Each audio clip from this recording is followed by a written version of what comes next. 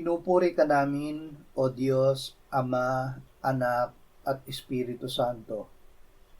Salamat, Ama, na ibinigay mo sa amin si Jesus na iyong anak, na namatay para sa aming kasalanan, iyong muling binuhay, iniakyat at iniluklok sa iyong kanan sa langit.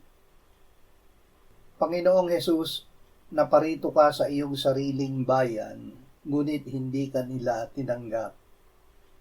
Salamat na hindi tumigil ang Ama sa pag-aanyaya sa amin na manalig sa iyo at tanggapin ka. Salamat na ang lahat ng tumanggap sa iyo na sumasampalataya sa iyong pangalan ay pinagkalooban ng Ama ng karapatan na maging kanyang mga anak na ipinanganak hindi sa dugo o sa kalooban ng laman o sa kalooban ng tao, kundi ng Diyos. Amen.